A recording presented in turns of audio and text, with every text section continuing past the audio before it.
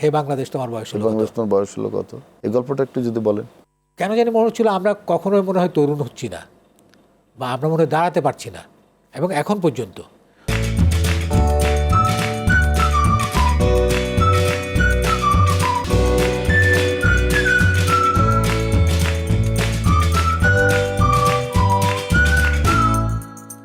সুপ্রিয় সুধী, city bank নিবেদিত RTV অক্ষরের গল্প আয়োজনে আপনাদের সকলকে স্বাগত জানাই।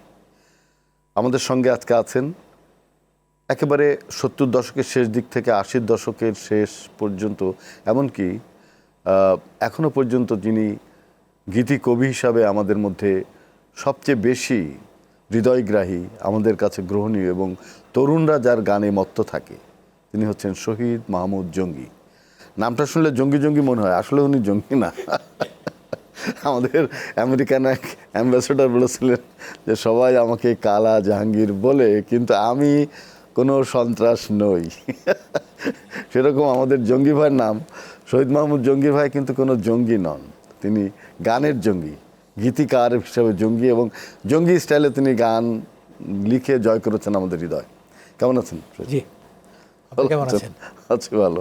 তো আপনার তো অসংখ্য গান, এই যে একটু আগে কথা হচ্ছিল অনুষ্ঠান শুরু হওয়ার আগে যে হৃদয় তো কোনো কাদামাটি, হৃদয় কাদামাটির কোনো মূর্তি নয়। এই গানটা আমি নকিব খানের, আমার এক অনুষ্ঠানে নকিব খান গিয়েছিল গানটা। হ্যাঁ। তো এই গানটা প্রথম আসলে সুর করলো কি? হ্যাঁ, সুর করেছিল নকিব খানই। নকিব খান নিজে সুর করেছিল, কিন্তু গেয়েছিল ফয়সাল সিদ্দিকী বগি। আচ্ছা, ফয়সাল সিদ্দিকী বগি হচ্ছে সে ওই যে বাম্বা, যেটা বাংলাদেশ ব্যান্ড মিউজিক অ্যাসোসিয়েশন যেটা আছে, ওটার প্রেসিডেন্ট ছিল, ফাউন্ডার প্রেসিডেন্ট। ভালো, সে ওইটা গেয়েছে, গাওয়ার সাথে সাথে তো হিট করেছে। পরে অবশ্য উনি আর গানটা কন্টিনিউ করেননি, পরে নকিব গায়, যেহেতু এটা রেনেসার গান, নকিব গায়। এবং 90-এর দশকে একটা অনুষ্ঠানে নীলুফার ইয়াসমিন গেয়েছিলেন, ওনারটাও হিট করেছিল। তারপর তো এটা এখন সবাই গায়। আচ্ছা জঙ্গি ভাই, এই যে তরুণরা মানে 90 দশক পর্যন্ত আপনার কাছে গেছে যে ব্যান্ডের একটা হিট গান যদি হয় তাহলে জঙ্গি ভাইকে লাগে, জঙ্গি ভাই গান লিখে দিচ্ছে। একজন গীতি কবি, গীতিকার গান লেখেন এবং তার গানটা হিট করে, বাজার মাত করে, কিন্তু তাকে সামনে আনা হয় না, সে কিন্তু নিভৃতেই থেকে যায়। হ্যাঁ, এটা সবার ক্ষেত্রে, কারণ গীতিকাররা তো পেছনের মানুষ বেসিক্যালি। তারপরে এখন তো তবু কিছুটা চিনে, কারণ এখন ওই যে গায়কেরা নামটা বলে, দয়া করে। এটার জন্য অনেক আন্দোলন করেছে যারা সুরকার। আমি সবসময় বলে দিই আমার অনুষ্ঠানে, গীতিকারের নাম বলে। হ্যাঁ, তো গীতিকার সুরকারের নামটা এখন বলে, সে কারণে জানে। আর কিছু কিছু জায়গায় আছে, ধরেন ব্যান্ডের গীতিকারদের তবু কিছুটা চিনে। আমরা অবশ্য ব্যান্ডও লিখি, সলো শিল্পীদের জন্য লিখেছি, যেমন সামিনার সময় যেন কাটে না হিট গান আমার লেখা, ভান্তখানার জন্য লিখছি, এলিটার জন্য। যখন গান লেখেন তখন কি মনে মনে নিজে গান না? না, একটা ছন্দ তো থাকেই। আপনি তো জানেন সুরের একটা ছন্দ আছে। যখন আপনার কবিতা লেখেন, কবিতার তো একটা ছন্দ আছে। নিশ্চয়। কখনো কি গেয়ে দেখেছেন এরকম? না, মনে হয় গেয়ে দেখলে খুব একটা খারাপ হতো না, হয়তো সুরে পড়তো না গলা, কিন্তু গাওয়া হতো। একটা সুর তো গুনগুন করেই, সেটা আছে, ওটা হয়। আচ্ছা, এরকম কখনো হয়েছে যে একটা গান লিখে আপনার মনে হচ্ছে আপনি হৃদয়, আপনার চোখে পানি এসে গেছে? হয়, মাঝে মাঝে খুব মানে টাচ করে যায় কিছু কিছু গান। যেমন এই যে আমরা শুরু করার আগে প্রযোজক যেটা বলছিল যে আজ যে শিশু পৃথিবীর আলো এসেছে, আমরা তার তোর একটি আরেকটা গান যে আমি ভুলে যাই তুমি আমার, আমি ভুলে যাই তুমি আমার নয়, এটা তো আমার চোখের পানি আসে, এখনও খারাপ লাগে আমার। আপনি গানের কথাগুলো তো হয়তো শুনেছেন, দক্ষিণা হওয়া ওই তোমার চুলে ছুঁয়ে ছুঁয়ে যায়, এলোমেলো করে কয়েকটি চুলে ঢেকে যায় তোমার একটি চোখ, আমি ভুলে যাই তুমি আমার নাও। অসাধারণ একটা ছবি পুরা, তাই না? পুরা একটা ছবি। আচ্ছা, আপনি ব্যক্তিগত জীবনে কি করেন জঙ্গি ভাই? আমি ব্যক্তিগত জীবনে শুরু করেছিলাম তো অধ্যাপনা দিয়ে। আচ্ছা, তো তারপর তো আমি ওই শিক্ষকতা ছেড়ে পরে ব্যবসার জগতে এসে গেলাম, তারপর গানের জগতে, সব মিলে এখন তো 50-50, গানই তো বেশি করি। ব্যবসার সঙ্গে আছেন এখন ওইভাবে নেই। যেমন ধরেন যে বিজিবি করলো ব্যান্ড উৎসব 2025, মৌলিক গান নিয়ে 10টা ব্যান্ড নিয়ে একটা শো করেছে ওরা। বাচ্চু ভাই তো আমাদের মধ্যে নেই। বাচ্চু ভাই আপনার কয়টা গান করেছে? বেশ কিছু করেছে। বাচ্চু তো শুরুটাই আমাকে দিয়ে, ও যখন কলেজে ফার্স্ট ইয়ার অথবা ক্লাস 10-এ, তখনও সে কোনো গান সুর করেনি, সে আমার কাছে এসেছিলো গানের জন্য। তো আমি তাকে একটা গান দিয়েছিলাম, তখন বলছিল যে আমি ইংরেজি গান টান করি। তুমি ইংরেজি গান করো, ওটা অসুবিধা নেই, তবে বাংলা গান করো, না তো লোকে চিনবে না। তারপর বললো যে আমাকে একটা গান দেন, আমি সুর করি। ওই অনেকেই নাকি বলেছিল বাচ্চু ভাইকে যে তুমি গান হিট করতে চাইলে জঙ্গিবার কাছে যাও। ওটা বলেছিল। তারপর সে আমাকে বললো যে আপনি একটা, আমি তখন তাকে 4 লাইন একটা লিখিতাম, আমি তুই আগে সুর করে দেখাও, তারপর বাকিটা। সে সুর করে এনেছে, সুন্দরই করেছিল, খুব মানে সহজ কথাই দিয়েছিলাম। আমার এখনো মনে আছে, হারানো বিকেলের গল্প বলি, সাগর তীর ধরে এগিয়ে চলি, রিম ঝিম শব্দ তুলে, কি জানি এই ধরনের আর কি, খুব একদম যাতে সে করতে পারে। সে 1 সপ্তাহের মধ্যে করে এনেছে, পরে বাকিগুলো লিখে দিয়েছে। আমি ভুলে গেছিলাম, সে অপিক করিমের সাথে এক সাক্ষাৎকারে তার জীবনের প্রথম গান যখন বলছে তখন এই গল্পটা বলছে, তখন আবার মনে পড়ছে। বাহ, তারপর আবার সে যেটা তার শুরু, মানে রক যেটা শুরু, একদিন ঘুমভাঙা শহরে, সে গানটা আমার লেখা, সেটা তার সোলসের জন্য শেষ গান ছিল। মানে ওই গানটা গিয়ে সে সোলস ছেড়ে দেয় এবং যাওয়ার সময় গানটা চেয়ে নিয়ে যায়, নিয়ে গিয়ে তার এলআরবি ব্যান্ডের জন্য প্রথম গান হিসেবে ওটা সে গায়, সেট করেছিল। সেট করেছিল। এবং আমি জানি যে আয়ুব বাচ্চু মানে খুব ভালো সুরও করতো এবং ভালো সুর করে, নিজে সুরও করতে ভালো, আর তার একটা ভঙ্গি ছিল আলাদা, না? আলাদা। সে ধরেন যে যেমন সোলসে যখন গাচ্ছে তখন ওগুলো পুরো মেলোডি বেস ছিল আর কি, একটু সফট। যখন সে এলআরবি করছে সেটা হচ্ছে রক, রক। এবং তার ওই রক গানটা প্রথম, এটা শুরু একদিন ঘুমভাঙা শহর দিয়ে। আচ্ছা, বাইরের যারা রক আর্টিস্ট কিংবা ব্যান্ডের শিল্পী, তাদের গানের যে লিরিক, তাদের গানের যে কথা, আমাদের বাংলা গানের কথা কি তার থেকে একটু আলাদা, মানে একটু অন্যরকম কিনা, মানে ভাবভঙ্গির দিক থেকে? ভাবভঙ্গি তো অন্যরকম ধরনের, যে ওদের তো একটা আলাদা প্রেক্ষিত আছে, তাই না? ওদের সমাজ, ওদের জীবন, ওদের জীবন সবকিছু নিয়ে ওরা সেটা করে। খুব হার্ড এবং খুব হ্যাঁ, মানে কর্কশ। সেটাই ওদেরও কান্ট্রি সং আছে যেগুলোতে ধরেন যে অনেক সফট গান আমরা পাই, আমরা সেগুলো তো আছে। মাটির স্পর্শ আছে, ওরকম গান ওদেরও আছে। আমরা তো বেসিক্যালি ওদেরকেই অনুসরণ করতে হয় যে কোনোভাবেই গানের ক্ষেত্রে আর কি, করে সবাই। এবং আমাদের ওটা রবীন্দ্রনাথও করেছেন, অতুল প্রসাদ করেছেন, ডিএল রায় করেছেন। যখন বাইরে ওই গানটা গায়, ধন ধান্যে পুষ্পে ভরা, আমার এই বসুন্ধরা, আমাদের এই বসুন্ধরা, তখন ওখানকার ছেলেমেয়েরা বলে যে এটা তো আমাদের গান, আমাদের সুরের মতো গান, আমাদের দেশের মতো গান। বাইরের লোকজন, কারণ ডিএল রায় তো বিদেশে ছিলেন, পড়াশোনা করেছেন, তো ওখানকার গানটা তুলে নিয়ে এসছেন, সুরটা তো সুরটা ওখানে অনেকটুকু ওখান থেকে নিয়েছে, অনেকটাই নিয়েছে। রবীন্দ্রনাথ নিয়েছে, অতুল প্রসাদ নিয়েছে। আপনি কি কখনো বাইরের কোনো গান শুনে, মানে ওদের রক স্টাইল কিংবা ওদের ব্যান্ডের গান কি আপনাকে প্রভাবিত করেছিল? না, ওইভাবে করেনি। আমরা আমাদের মতো, আমরা না যখন লিখছি, আমরা চট্টগ্রামে ছিলাম তো, সোলস আমরা একসাথেই কিন্তু বড় হয়েছি। তো আমরা লেখার সময় আমরা ওইভাবেই চিন্তা করি যে এই লেখাটা পপুলার হয়ে যাবে বা এটা মানুষে নিবে, এই ধরনের না। আমরা চেষ্টা করছি একটু ভালো গান দেওয়ার জন্য। তারপর এটা কি পূর্ব পরিকল্পিত না, বসলেই ধরেন ইনস্ট্যান্টটা লেখাটা হয়? এটা হচ্ছে আপনার, না ইনস্ট্যান্ট তো সবসময় যে হয় তা না, অনেক সময় হয়ে যায় যখন চাপ থাকে। ধরেন এখন আপনি বললেন জঙ্গি আপনাকে এখন একটা গান লিখে দিতে হবে, তখন তো আমি হয়তো একটু ছটফট করবো, এদিক ওদিক ঘুরবো, তারপর হয়তো বসে যাব, ওটা হয়। আর কতগুলো আসে এমনিতেই আসে। ধরেন আচ্ছা, গান লিখে কি কিছু আসে? যারা ভালো লাগে তারা তো অনেক পয়সা নেয়। তো এই যে অনেক কবি আছে যারা জীবদ্দশায় কোনো দামই পেল না, কি মৃত্যুর অনেক দিন পরে অনেকদিন বেরিয়ে পর আসে, পেয়ে যায়, এরকম পাওয়া যায়। এরকম এটা অনেক হয়। কবি আছে। আপনি দেখেন এই যে এই কলকাতার ব্যান্ড, হ্যাঁ, মহিনের ঘোড়াগুলি, চমৎকার 78 ওদের একটা ইপি পেয়েছিলাম আমরা, 4টা সুন্দর গান, ফ্লপ। ওটা সময়ের আগের গান, বুঝছেন? ওটা তারপর আবার ওরা লিখলো 20 বছর পর মহিনের ঘোড়াগুলি, 96-এর দিকে না 90s এসে আবার অ্যালবাম বের করলো, হিট। আমাদের এখন বাংলা গানের যে বর্তমান অবস্থা, আমরা মিউজিক শুনি কিন্তু গান তো শুনি না। ছবিও দেখি, আরেকটা করি, মানে ছবি দেখি, মিউজিক শুনি, গান শুনি না। গান শুনি না। তবে এই সব গানের তো ধরেন আপনাকে বিচার করতে হবে, এখনও তো করা যাবে না, এখনও অনেক হয়তো ভালো গান হয়, আমরা আমাদের হয়তো শোনা হয় না 20-30 বছর পর। এই যে আপনি বললেন না হৃদয় কাদামাটি, 33 বছর পার হয়ে গেছে। একদিন ঘুমভাঙা শহরে, ওই দিন ওটা ওই বাংলাদেশ টেলিভিশনে প্রথম যেটা প্রচারিত হয়েছিল, ওটার একটা ঝাপসা একটা কপি বের হয়েছিল, ভাইরাল, চিন্তার বাইরে ভাইরাল, তাই না? তো 90 সালের গান। আজ যে শিশু যে হিট করবে, এটাই তো আমাদের মাথায় কল্পনাই ছিল না। নীলুফার ইয়াসমিন হিট করে ফেললো, এই আগেও হিট ছিল হৃদয় কাটামাটি। তখনও যে আমাদেরকে খুব বেশি কেউ জানতো যে গানটা আমার লেখা, যদিও ওখানে টেলিভিশন দিচ্ছে, কয়জন দেখে বলেন? কিন্তু এখন তো দেখি সবাই জানে। মানে মানে আমি আপনাকে বলি যে চেনা চেনা লাগে তবুও চেনা, ভালোবাসা যদি কাছে শোনা, এই গানটা লেখা হলো ফজল শাহাবুদ্দিনের। আমরা তখন শুনেছি কে গান, এখন আমরা খোঁজ করে বের করলাম যে ফজল শাহাবুদ্দিন লিখেছে।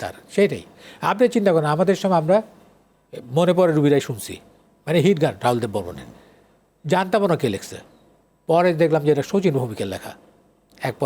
পরবর্তী আমি তো লেখালেখি করতে গিয়েও জানতে হয়েছে আমাকে। আমাদের বাংলা গানের যে ক্রমাগত পরিবর্তনটা হলো, একটা গল্প ঢুকলো কিংবা অন্যরকম একটা ট্র্যাজেডি তার মধ্যে ঢুকে তার নাটকীয়তা, এটা মান্নাদেরাও করলো। আমাদের এই দেশেও কিন্তু ব্যান্ডের মধ্যেও সেই কাজগুলো, ব্যান্ডের মধ্যে আছে, আধুনিক গান আছে। আমরা যে আধুনিক গানে বেশি আছে, ধরেন আধুনিক গানটা তো আমাদের ওই যে ইন্ডিয়ার আবহাওয়াই ছিল এক সময়, ওই হেমন্ত, মান্না, গৌরীপ্রসাদ, এদের মতো করে আমাদের এখানে হতো। তো ব্যান্ড এসে ওটাকে একটু অন্যদিকে নিয়ে গেছে আর কি, কথা, প্রেজেন্টেশন সব। ব্যান্ড কিন্তু ইন্ডিয়াতে ওইভাবে আসেনি, আমাদের দেশে আমাদের ফ্লারিশ করেছে, অনেক ফ্লারিশ করছে ব্যান্ড। আচ্ছা, কারণটা কি আমাদের দেশে ব্যান্ড ফ্লারিশ করলো? যে আমাদের এখানে করেছে, এটার জন্য আমরা আজম খানকে একটা দিতে পারি, ধন্যবাদ দিতে পারি, স্বাধীনতা।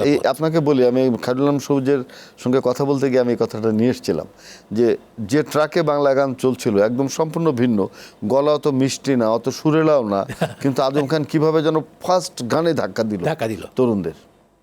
ওই যে প্রেজেন্টেশন, বুঝছেন? আপনাকে আমি আরো একটু পিছনে নিই, ধরেন নজরুল পর্যন্ত, রবীন্দ্রনাথ পর্যন্ত যে ধারাটা, এটা তো আমরা সবাই জানি। ওই একটা প্রথমে সবাই রবীন্দ্রনাথকে ফলো করে গান করতো, মানে অন্য সুরকারও। তারপর নজরুলের সময় তো সবাই নজরুলের মতো। আপনি যারা গান, বাইরের গানও মনে হচ্ছে নজরুলের লেখছে, কিন্তু ওটা নজরুলের না। প্রথম এসে সে ট্রেন্ডটাকে ভাঙলো সচিন দেব বর্মন 30-এর দশকে। হ্যাঁ, তখনও কিন্তু নজরুল আছে মাঠে। 30-এর দশকে সে ওই ভাটিয়ালিকে নিয়ে বাংলা গানের সাথে মিক্স করে ফিউশন করলো, হিট হয়ে গেল। আপনারা জিজ্ঞেস করবো যে আরো 100 বছর পরে কি নজরুল, রবীন্দ্রনাথের গান এইভাবেই থাকবে, না তারা শুধু খাতা কলমে থাকবে, শুধু ইতিহাসে থাকবে? এই কথার প্রশ্নের উত্তরটা আমি আপনার কাছ থেকে নেব বিরতি থেকে ফিরে। প্রিয় দর্শক, আপনারা দেখছেন সিটি ব্যাংক নিবেদিত আরটিভির অক্ষরের গল্প। আমাদের সঙ্গে আছেন জঙ্গি ভাই, দেশের প্রখ্যাত গীতি কবি। আমরা তার সঙ্গে কথা বলছি, যাব একটু বিরতিতে, বিরতি থেকে ফিরেও তার সঙ্গে কথা বলবো।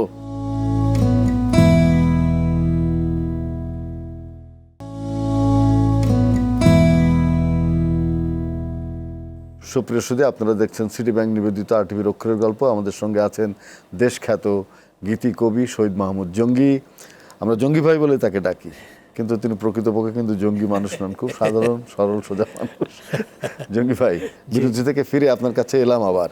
ওই যে প্রশ্নটা করেছিলাম যে রবীন্দ্রনাথ নজরুলের কথা আমরা বলছিলাম একটু আগে, 100 বছর 200 বছর পরে কি তাদের গান গাওয়া হবে? আর আমার মনে হয় কোনো না কোনো ফরম্যাটে থাকবে। 10-12টা গানও যদি থাকে আজ থেকে 200 বছর পর, কম কথা না, বিশাল ব্যাপার। 100 বছর পর যদি থাকে, মহাকাল সব তো নেয় না, সব নেবে না, হয় না। আমি আপনাকে মজার একটা কথা বলি, ধরেন এই নিজের দিয়ে সামিরের যে পুরো অ্যালবামটা আমার গানের করলো, আধুনিক গানের সলো শিল্পীদের মধ্যে প্রথমে তার একটা পুরো অ্যালবাম করলাম আমি, ব্যান্ডের গান করতে করতে। ক্যাসেটের নাম ছিল এই বুঝি তুমি এলে। আচ্ছা, হ্যাঁ। তো এই বুঝি তুমি এলে ওই সময় সব গানগুলাই হিট। সবচেয়ে হিট হচ্ছে সময় যেন কাটে না, বড় একা একা লাগে। আজকে এসে সময় যেন কাটে নাটা আছে, বাকি গানগুলোর মধ্যে 2-1টা আছে, আরগুলা ওইভাবে নাই, বুঝছেন? একই জিনিস প্রত্যেকটা অ্যালবামের ওই সময়। আপনি মেলা জায়গায় দেখেন ওই অ্যালবামটা, আপনার মেলা জায়গাটা মনে আছে, বাকিগুলো মনে নাই। হ্যাঁ, এই যে নকিবদের ক্যাসেটে প্রথম অ্যালবাম, ওখানে হয়তো শুধু মন ছুঁয়েছে মনে আছে, বাকিগুলো মনে নেই। ওই সময় প্রায় সব গানগুলাই মানুষে শুনতো, করতো। এইভাবে কিছু কিছু গান চলে যাবে, 7-8টা 10টা 12টা গান আমাদের থাকছে কয়টা? আমরা দেখছি যে 30 বছর আমরা যখন হিসাব করি, 12 থেকে 15টা গান এখনো মানুষ শুনে। আর একটা গান আপনাদের সময় লিখেছিল মাহফুজুর রহমান, রোজ বিকেলে আমার বাগানে ফুল নিতে আসতে। ওই গানটাও খুব খুবই সুন্দর গান, ওই সময় হিট গান। আপনার প্রিয় গীতিকার কে? অনেকেই আছে দেশে, এখানে বাইরে।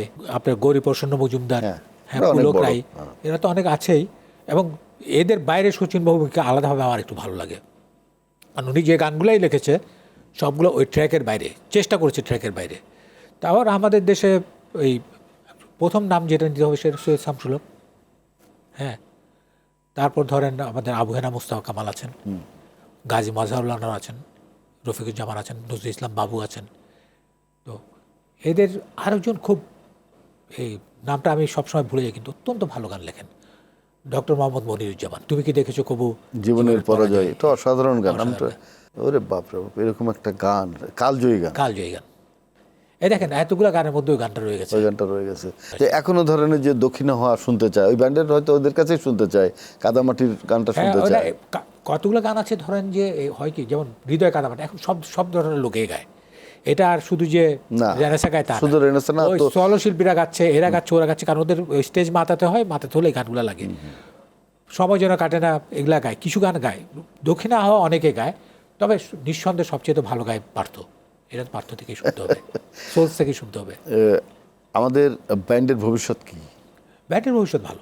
ব্যান্ড যাবে না, ব্যান্ড যাবে না কেন জানেন? ব্যান্ডের মধ্যে ওই নতুনত্বটা আছে। আচ্ছা, রেনেসা একটা গান গিয়েছিলেন আপনার, তোমার বয়স ছিল কত? হ্যাঁ, হে বাংলাদেশ তোমার বয়স হলো কত? বাংলাদেশ তোমার বয়স ছিল কত? এই গল্পটা একটু যদি বলেন। কেন জানি মনে হচ্ছিল আমরা কখনোই মনে হয় তরুণ হচ্ছি না, বা আমরা মনে হয় দাঁড়াতে পারছি না। এবং এখন পর্যন্ত ওই দিন ওইটা, ওই যে আমার 70 বছর বয়সে একটা বড় অনুষ্ঠান করেছিল এই যারা আমাকে পছন্দ করে। আপনার বয়স 70 হয়ে গেছে? আমার দেখলে তো মনে হয়। এই ফেব্রুয়ারি 6 তারিখ 70 হবে। ওরা আগেই করেছে ওই যে রাশান হাউসে। তো রেনেসা বাজিয়েছে, নাসিম আলীরা বয়ে গেছে, সামনে যারা যারা আমার গান করছে সবাই এসেছিল আর কি। তো ওখানে ওই পিলু খানের সুর, এই যে পিলু খানকে বললাম না আমি অভিজাত সুরকে বলি, সে গাচ্ছিল। গাওয়ার আগে বলছে এই গানটা দেখেন এখনও প্রাসঙ্গিক। এ বাংলাদেশ তোমার বয়স হলো কত, এখনও হেলে আছো একদিকে, যেন যে কোনো সময় ভেঙে পড়বে। এ বাংলাদেশ কখন তুমি শক্ত হয়ে দাঁড়াবে, এই ধরনের কথাগুলো। তার আগে আরেকটা গান ও গাইলো, সেটা হচ্ছে তৃতীয় বিশ্ব এমনই এক বিস্ময়, বানায় না অস্ত্র তবুও সশস্ত্র, ওরা মরণ খেলায় বড় অভ্যস্ত। এটা তো খুব রাজনৈতিক গান। একটা ওরা যুদ্ধ শুধু যুদ্ধ করে যায়, বৃহৎ শক্তি অস্ত্র বেচে যুদ্ধ থামাতে চাই। ওই সময় ওরা ওগুলাই বলছিল আর কি। এগুলা সব 30 বছর আগের গান। আপনি ছোটবেলায় কি হতে চেয়েছিলেন বেসিক্যালি? আসলে ওইভাবে তখন চিন্তা করিনি, বুঝছেন। ছোটোবেলায় স্কুলে তখন ওই যে রেডিওতে স্কুলের ছেলেমেয়েদের যে ইয়েগুলো হতো ওগুলোতে যেতাম। বাসায় একটা গানের খুব ভালো পরিবেশ ছিল, আমার বাবা খুব গান পছন্দ করতেন। একটা মাঠ ছিল, ধরেন যে রাস্তা থেকে একটু ওপরের দিকে পাহাড়ি একটু জায়গা, ওই রাস্তাটাও আমার বাবার নামে। তো ওখানে উনি পানের বাটা নিয়ে বসতেন। বাবার নামটা কি ছিল? আমার বাবার নাম এল এ চৌধুরী, লুৎফা আহমদ চৌধুরী, সংক্ষেপে এল এ চৌধুরী। ওটা এল এ চৌধুরী সড়ক আছে ওটা। তো উনি বসতেন ওখানে, এসে আব্বাস ফকির আসতো প্রত্যেক রোববারে, একতারা নিয়ে ওনার সামনে বসতেন, উনি পান খাতেন, উনি গান গাইতেন, চারিদিকে মানুষজন জমে যেত। এটা রোববারের। আর প্রায় সময় আমাদের ওখানে যে প্রবলধারা ছিল প্রতিবেশী, হ্যাঁ, উনারা আসতো, এরা আসতো, সবাই গান শুনে যেত আব্বাকে। আব্বা খুব গান হারিয়েছিল। তো ওখান থেকে গানের একটা, আপনার গানগুলো যে হিট হচ্ছে আপনার আব্বা দেখে গেছে? আমার আব্বা থেকে জানি, আমার মা মারা গেছে আগে। আপনার আম্মাকে গান পছন্দ করতেন? আমার মা গান পছন্দ করতো। আমার আম্মা থেকে অনেক গান, আমার থেকে এই গানগুলো সব শুনেছি আমরা, এই যে লতা মঙ্গেশকরের গান টানগুলা, হ্যাঁ, এইসব গানগুলো। আপনার কিছু গান যে হিট হলো আপনার আম্মা দেখে গেছে? আম্মা কিছু দেখেছে। এবং আর আম্মা পরের দিকে মনে করতো যেটাই হিট গান সেটাই মনে করতো আবার, মানে ধর যে একটা গান খুব সবাই শুনছে, উনি ভাবতেন যে ওটা আবার লেখা। এটা ভালো, মা মনে করে আমার ছেলে ছাড়া কি ভালো গান লিখবে। আচ্ছা, যে আমি ভুলি নাই, ওই যে গানটা, এটা আপনার স্ত্রী কখনো জিজ্ঞেস করেনি? জিজ্ঞেস করেনি। এটা কিন্তু আমি বলেছি, এটাই হয়েছে কি, মানে এই সিচুয়েশনটা আমি বলেছি। এটা কোত্থেকে এসেছিল প্রথম, আমাদের চিটাং ইউনিভার্সিটি আপনি গেছেন কিনা আমি জানি। হ্যাঁ, আমি গেছি। আচ্ছা, আগের চিটাং, আমাদের সময়কার চিটাং ইউনিভার্সিটি, ওই যে বাস গিয়ে যেখানে থামতো, ওখান থেকে একটা ছোট্ট পুলের মতো ছিল, ব্রিজের মতো, ওটা পার হয়ে কমার্স ফ্যাকাল্টি, এখন তো ওদিকে লাইব্রেরি টাইব্রেরি হয়েছে, অন্যদিকে আর বিল্ডিং হয়েছে, পুরাতন বিল্ডিংয়ে। ওটা উঠে প্রথমে দোতলায় করিডোরের ওখানটাই আমাদের ম্যানেজমেন্ট ডিপার্টমেন্ট। তো ওখানে তো ওই একটা ছোট্ট বসা যেত আর কি, ওয়াল ছিল, কিন্তু বসা যেত, বসলে দেখা যেত নিচে, বা দাঁড়ালেও দেখা যেত বাস থেকে নেমে ছেলেমেয়েরা আসছে। তো ওখান থেকে যখন ছেলেমেয়েরা নামছে, একদিন হঠাৎ দেখি কি বাতাস, একটা মেয়ে চুল উঠছে এবং একটা চোখ ঢেকে গেছে। তো আমি বন্ধুকে বলছি, আমি দেখছিস কি সুন্দর লাগছে দেখতে, বলে কি আমি যে এই চুলটা ঢেকে মানে বোধ হয় তো কি বাতাস, তো চাই চুল ডাকছে। আমি না দেখ না সুন্দর লাগছে। ওরা আমাকে এনে ঠাট্টাই আর কি করতেছে, বুঝছেন। ওটা আমার মনের মধ্যে ছিল, ছবিটা ছিল। তো পার্থ যখন সুর করছে নতুন 90s দিকে, যখন গান চাইলে, তখন ওটা আমার মনে পড়েছে, ওটার সাথে তাৎপর্যটা লিঙ্ক আপ করা। কি অসাধারণ। কিছু আসে, আপনি জানেন, হৃদয় কাদামাটির মূর্তি নয়, আঘাত দিলে ভেঙে যাবে, মন উড়ন্ত কোনো বেলুন নয়, হুল ফুটালে চুপসে যাবে। এটা লেখার সময় আমার মনে ছিল যে মীরা কুমারীর অবস্থা। আপনার গান নিয়ে স্বপ্ন কি বলেন তো দেখি? গান নিয়ে না, গান যদি কিছুটাও যদি আলোড়ন সৃষ্টি করে, আপনি দেখেন এবারে যে রাশিয়ান হাউসে যখন হচ্ছে না, এটা দুটা ঘটনা আমি বলি। একটা রাশিয়ান হাউসে যখন হচ্ছে, তখন একজন ভদ্রলোক, আমি সামিনাকে বিদায় দিচ্ছি, সে গান টান গেয়ে চলে যাচ্ছেন, তার সামনে এক ভদ্রলোক, ওনার ওয়াইফ ও জাজ নাকি কোর্টের জাজ। উনি বললো যে ভাই আপনি এই গানটা কখন লিখেছিলেন, ওই যে আপনি যেটার কথা বললেন, এই বাংলাদেশ তোমার বয়স হলো কথা। আমি বলছি এটা তো 2004 সালের দিকে লিখেছি। বলছে আমি একটু আপনাকে পায়ে ধরে সালাম করি। আমি তাড়াতাড়ি ধরে ফেলেছি, একজন বয়স্ক লোক। বলছে না আপনি কীভাবে বুঝলেন যে সবসময় আমাদের দেশটা এই অবস্থায় থেকে যাবে? কিছু গান বেঁচে থাকুক, হ্যাঁ, কিছু গানের মেসেজটা লোকের কাছে থাকুক। যেমন হৃদয় কাদামাটি, এটা নিয়ে আমি অনেক পেয়েছি। অনেকে আমাকে ইনবক্সে বলছে যে এই গান শুনে আমি ফিরে এসেছি। ভাবির সঙ্গে কি প্রণয় সূত্রে আবদ্ধ? হ্যাঁ, প্রণয় সূত্রে গানে নিশ্চয়ই গান গানটা ছিল। গান তো ছিল হয়তো। ছিল। আপনার সন্তান সন্ততি তারা কি গান গায়? না, সন্তান সন্ততি গান গায় না, ছেলে গিটার বাজায় এমনি, ওই নিজেরা গায়, ওই যে বাইরে না, মানে ওই ইয়েতে ইয়ে না, ওরা তো দেশেও থাকে না। আপনি দর্শকদের জন্য কিছু যদি বলেন। দোয়া করবেন, আপনাদের দোয়া পেলে হয়তো আরও কিছুদিন বাঁচবো।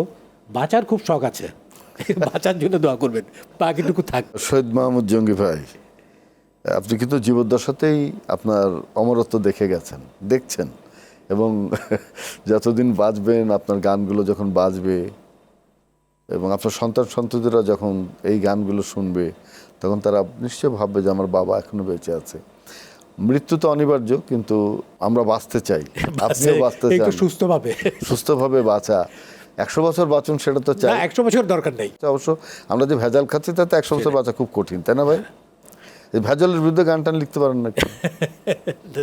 লিখতে হবে।